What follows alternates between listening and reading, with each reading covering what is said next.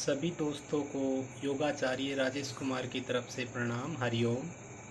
तो दोस्तों, आज हम योगा के बारे में, ये हमारा पहला वीडियो है और इसमें योगा का इंट्रोडक्शन है। तो पार्ट बाय पार्ट देखते हैं इसमें।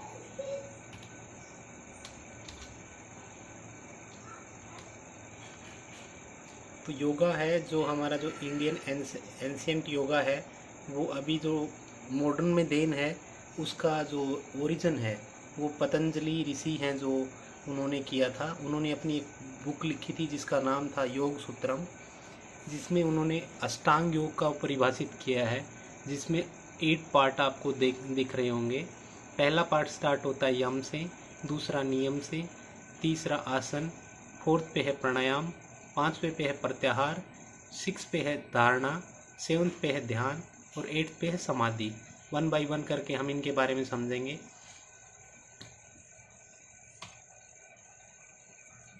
तो जैसा कि आप सामने देख पा रहे हैं, Patanjali yoga sutra provide the traditional foundation of yoga. जो ट्रेडिशनल, जो परंपरागत योगा की शुरुआत है वो पतंजलि के योग सूत्रा बुक से शुरू हुई। In which he outline an 8-fold path of the practice, जिसमें उन्होंने 8 ये जो यम नियम आसन प्राणायाम प्रत्याहार दान धारणा समाधि जो अभी बताए हैं, 8 लिम्स बोला गया है, इसके 8 पार्ट बोले गए हैं, उसके द्वारा की गई है। A guide to individual who are dedicated to creating a union between body mind and spirit. तो योगा का क्या काम है? जो यूनियन, जो जोड़ता है किसको? बॉडी को, माइंड को और स्पिरिचुअल, आध्यात्मिक और मानसिक सब तरीके से ये जोड़ता है।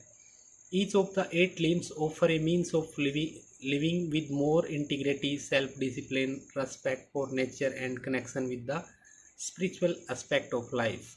हर एक जो इसका पार्ट है वो सेल्फ डिसिप्लिन सिखाता है, नेचर के प्रति जुड़ाव है वो उसको और बढ़ाता है। These 8 practices are intended to be carried out in a holistic and integrative manner। अब देखो पार्ट बाय पार्ट इसमें आगे बता रखा है। यम्स का पहले क्या है? 5 universal ethical and moral observation to live by. तो इसमें क्या लिख रखा है? नॉन वायलेंस, अहिंसा, अहिंसा नहीं करना है। किसी भी जीव के प्रति आपको आक्रामक नहीं होना है, किसी भी जीव की हत्या नहीं करनी है। दूसरे में लिखा हुआ है ट्रूथफुलनेस, कि आपको सच्चे का पालन करना है, आपको झूठ नहीं बोलना है। तीसरे में लिखा है नॉन स्टीलिंग, कि आपको चोरी नहीं करना है। 4th पे लिखा है कॉन्टेनेंस एंड 5th पे लिखा है नॉन कोविटेनियस। तो ये यम्स के पार्ट थे, 5 पार्ट थे। ऐसे ही अगला सेकंड जो पार्ट आता है वो है नियम्स। 5 spiritual and self discipline observation. एक है क्लीनिनेस। क्लीनिनेस का मतलब साफ सफाई से है। तो साफ सफाई ये नहीं कि आसपास के जो चारों तरफ कूड़ा कचरा ना हो उसकी सफाई, इसमें including mental health, mental cleanliness और विचारों का, थॉट प्रोसेस का, सभी का साफ होना और स्वच्छ होना बहुत ज़रूरी है।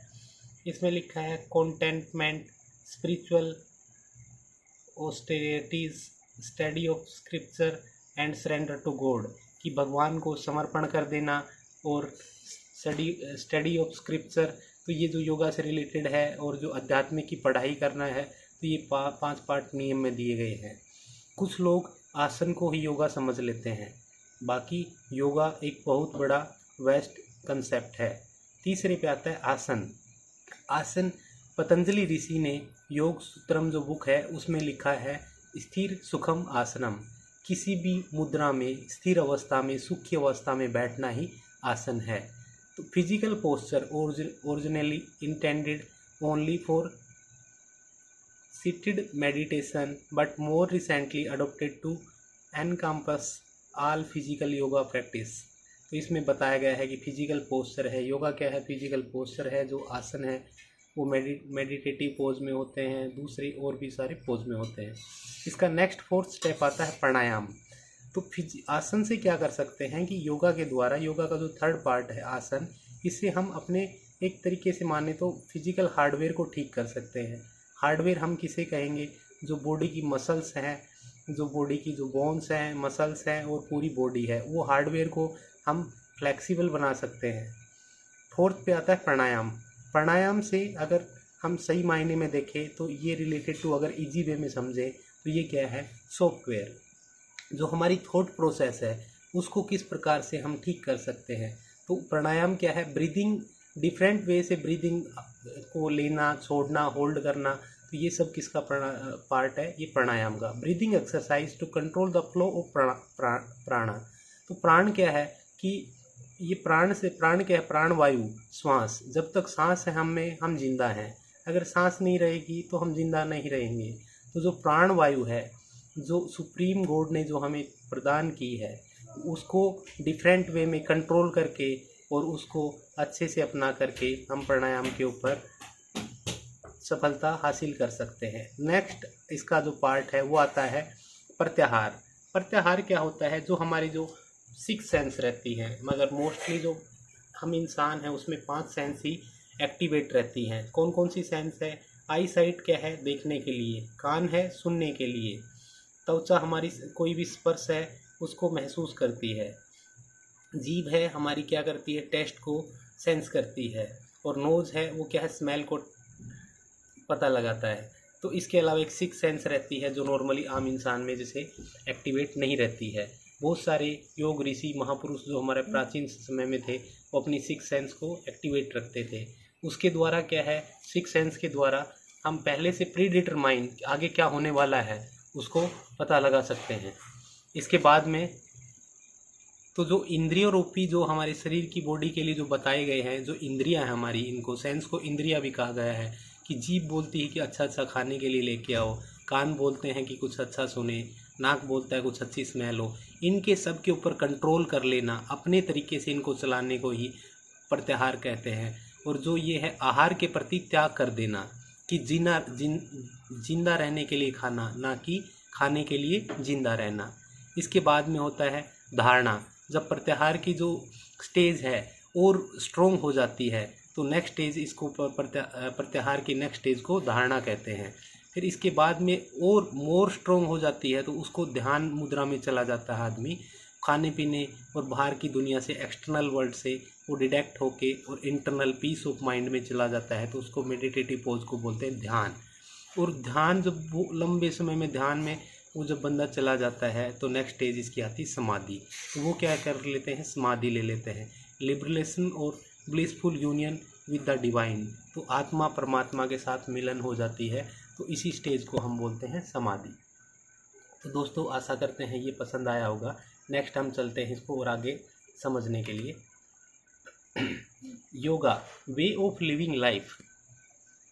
दोस्तों हमारे 2 यूट्यूब चैनल हैं, आपको बता दें हम। एक है एंजल स्टार योगा के नाम से आप सर्च करेंगे वो उस पर मिल जाएगा, और दूसरा है angel star gymnastic star academy के ऊपर अगर आप सर्च करेंगे तो दूसरा यूट्यूब चैनल मिलेगा। पहले वाले में टोटली हमने योगा से रिलेटेड वीडियो मिलेंगे और सेकंड में योगा प्लस जिम्नास्टिक और पावर योगा से रिलेटेड वीडियो मिलेंगे।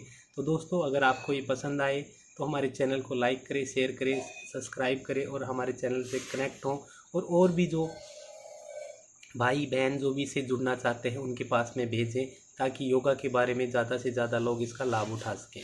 तो दोस्तों पहले वाले पे जैसे हम यम पे चलते हैं, अहिंसा। अहिंसा मतलब पहले बता दिया, किसी जीव की हत्या नहीं करना है, किसी को परेशान नहीं करना है। जीव इन द सेंस क्या है, not only animal beings but also जो भी है ह्यूमन बींग है, जिसके अंदर भी जी है, जो भी जिंदा है, उसको किसी को भी परेशान नहीं करना।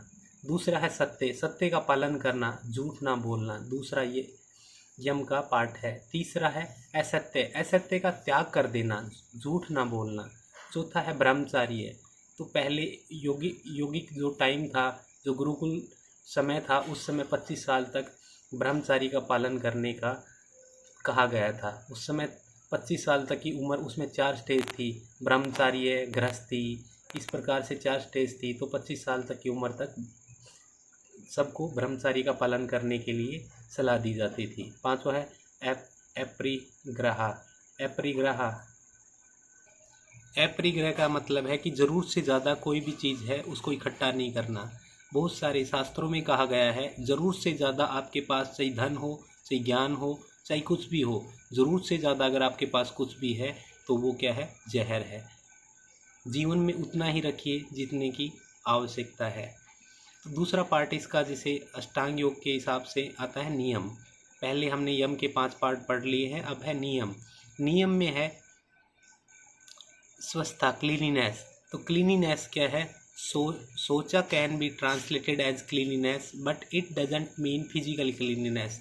जिसे हम पहले भी बता चुके हैं कि स्वच्छता ये नहीं है कि चारों तरफ आपने कोई भी, जैसे आपने बैक्टीरिया के लिए साफ़ सफाई कर लिया है आपने, कि किसी चीज़ से साबुन से नहा लिए, हाथ धो लिए हैं। स्वच्छता ओनली फिजिकल चीज़ों की नहीं है, it's include also physical health और विचारों की। हमारे विचार क्या हैं किसी भी व्यक्ति के प्रति, जीव के प्रति, जंतु के प्रति, हमारे विचार स्वस्थ होने चाहिए।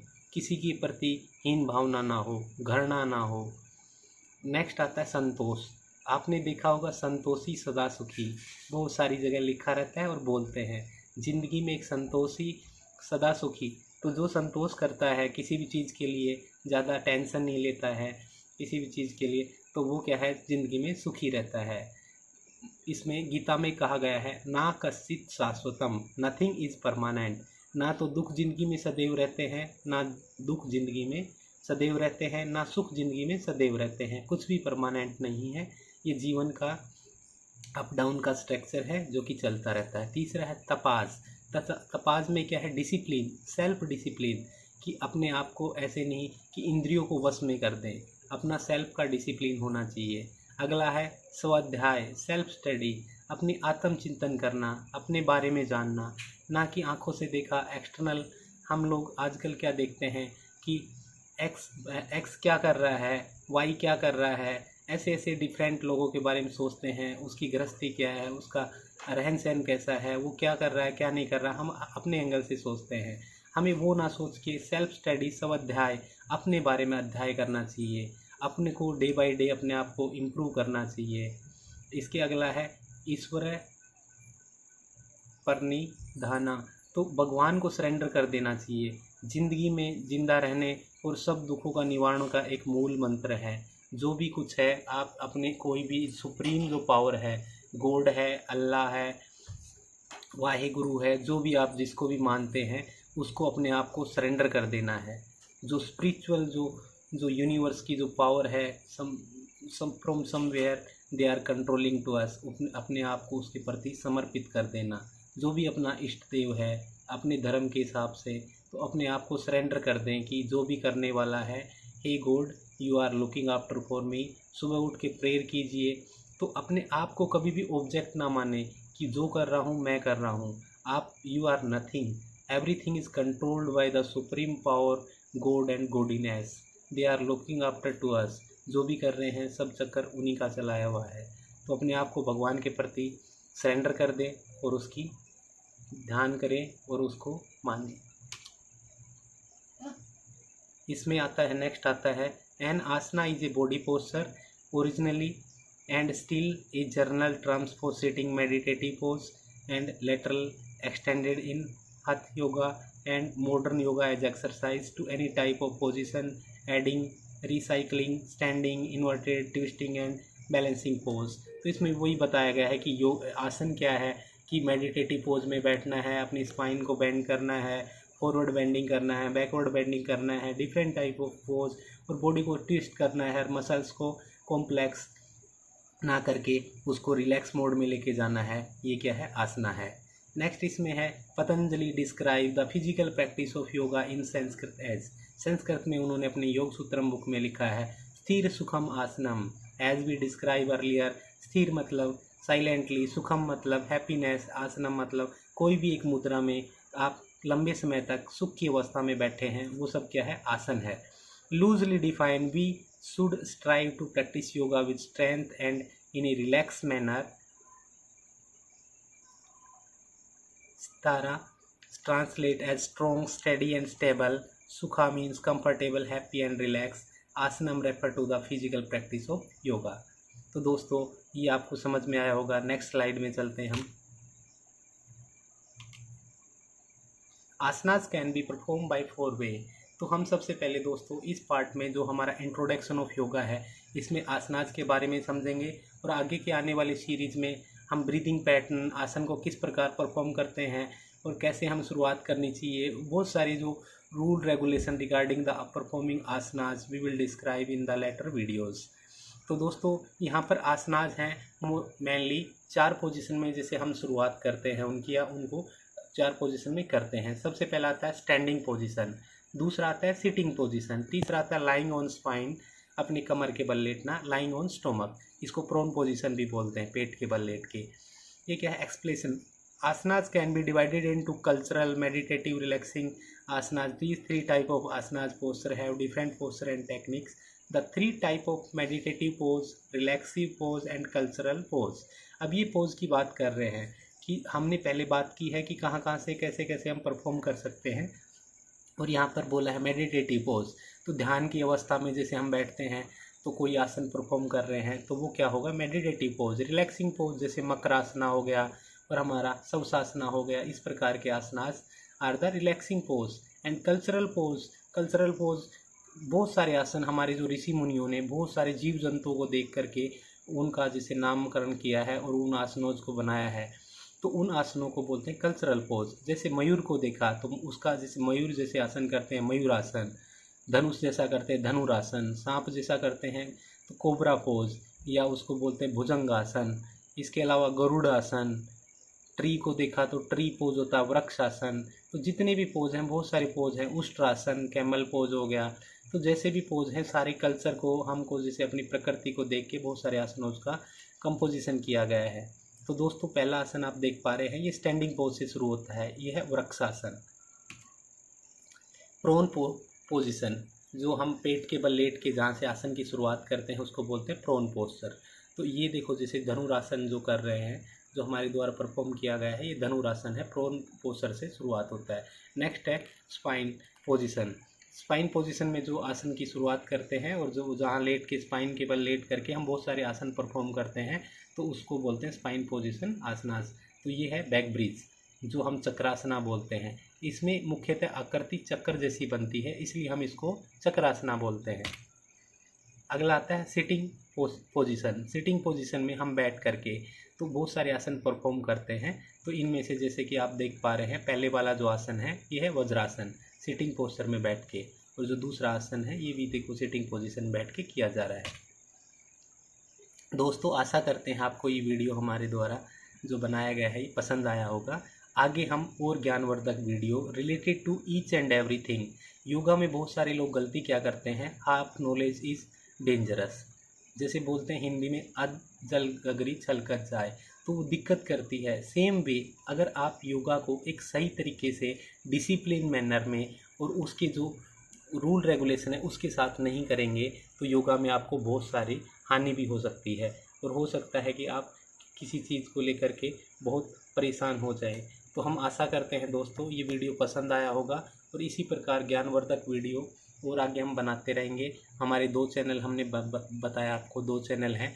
आप जैसे कि सामने आपको अभी भी दिख रहा होगा एंजल स्टार जिम्नास्टिक एकेडमी, इसमें पावर योगा जिम्नास्टिक बच्चों के लिए और इसमें योगा से रिलेटेड वीडियो रहते हैं।